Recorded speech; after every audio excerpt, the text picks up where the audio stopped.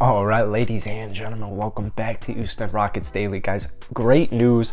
KPJ and Jalen Green are both expected to return during the upcoming Houston Rockets road trip this week. So that is great news. We missed a ton of time with Jalen Green. It feels like he hasn't played.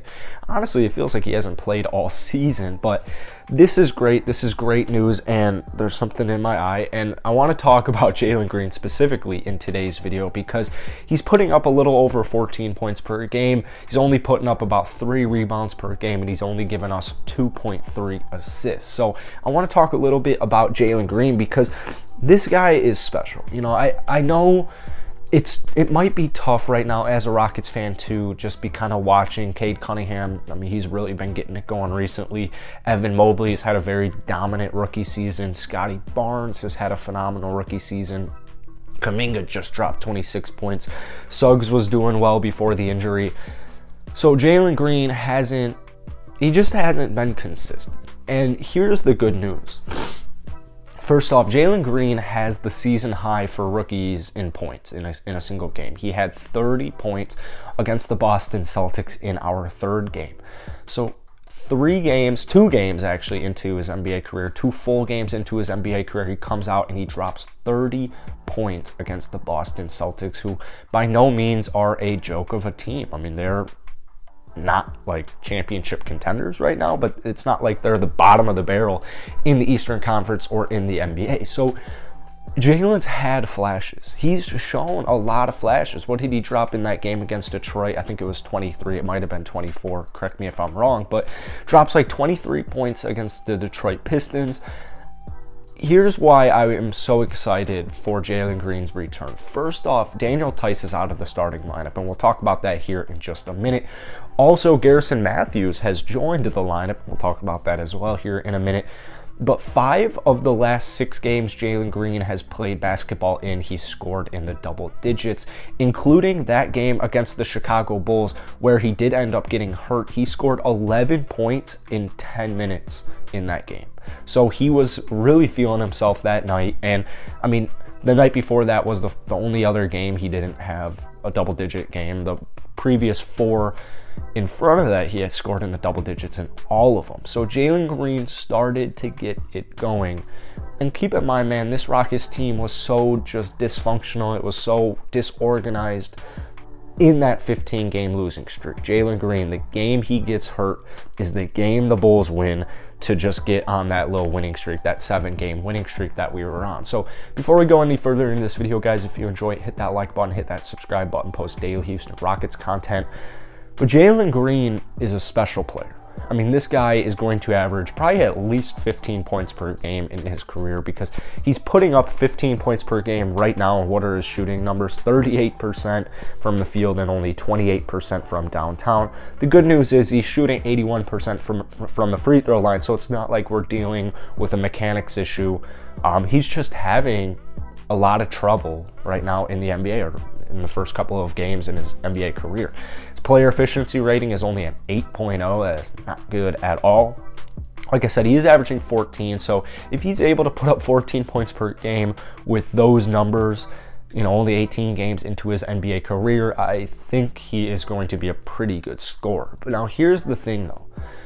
2 big things have happened to this Houston Rockets roster since Jalen Green went down with injury. And like I said, number 1, Daniel Theis is out of the starting lineup, which he was out of the starting lineup for that game against the Chicago Bulls, where he scored 11 points in 10 minutes. So we kind of saw it with KPJ in the 3 or 4 games he played when he came back from injury during our win streak. You saw it. I mean, KP was putting up double-digit points, which I feel like should be expected, but he was not doing that every game earlier this season in the first couple of weeks with Theis and with Jalen Green in that starting lineup. So if you have Daniel Theis, Christian Wood, and Jae'Sean Tate, so you basically have 2 like non-offensive shooting threats. It's very hard to get any spacing. Like Theis and Jae'Sean Tate thrive in the paint. So they're always going to be in the paint. Jalen is the type of player, he likes to get downhill. He likes to get downhill quick. He likes to attack that basket. He likes to draw fouls. It's kind of hard to do that when you have 3 dudes clogging up the paint every single time you're in the game. So like I said, KPJ averaged about 9 assists per game during our win streak when he was playing without even Jalen Green there. So I'm really excited because if KPJ was benefiting so much from the spacing, I think it'll be evident Jalen Green will as well. So I feel like I just might have said Jalen Green twice. I meant Kevin Porter Jr. Another reason is Garrison Matthews is in the starting lineup now. So I'm really hoping that the starting lineup stays KPJ, Jalen Green, Garrison Matthews, Jayshawn Tate, and Christian Wood. Because Christian Wood, for me, I think he's a power forward, but he's a shit power forward. So I guess he's more of a small ball center now. I'd rather run with him there. Jayshawn Tate is a post player who is, in the last 10 games, shooting 42% from downtown. But for the most part, he is a paint player. So let's throw him in the paint without Daniel Tice, where he has room to operate, because Christian Wood, he loves to take his threes as well. Garrison Matthews, though. I mean, Garrison Matthews is putting up over 12 points per game since he joined the starting lineup for the Rockets squad. So he just helps stretch the floor, gives you another, also defender, but he gives you just another scorer, someone who's he's gonna drive to the paint as well. I mean, Garrison Matthews isn't necessarily known for his finishing, but it's not like he's completely afraid of it. It's not like he's not gonna do it. So we have all of those factors. I think that's going to equate into success. And also, Jalen Green only played 18 games in the NBA, so he was going through all the learning curves anyways. Hopefully took a lot of advantage of this time. Hopefully he didn't waste any of this time, and he looks to be in pretty solid shape. It looks like they're working him back into shape right now. There was a video earlier today of him running full court layups. So that's good. One quick thing I need to see from Jalen Green, because I'm hoping he's watched a ton of film, just like KPJ did when he got injured, and I hope Jalen is recognizing his issues here.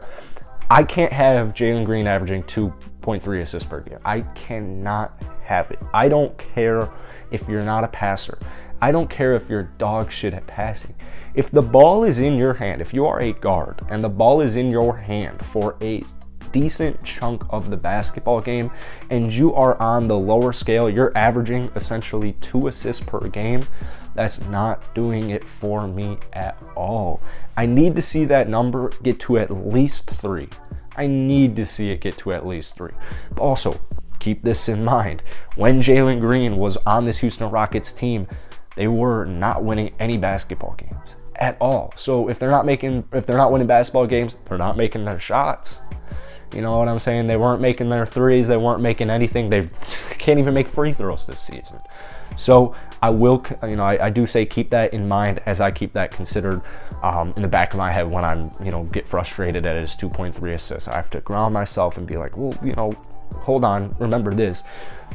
Still, though, I look at a guy like Cade Cunningham, who's on a way worse team, no disrespect, Pistons fans, and he's still averaging more than 2.3 assists per game. So, and it's not like he's the sole point guard in that roster or in that starting lineup. So take it with a grain of salt, whatever you want to do. But that's it for today, guys. If you enjoyed it, hit that like button, hit that subscribe button. Appreciate all you guys tuning into today's video, and I'll see you guys later.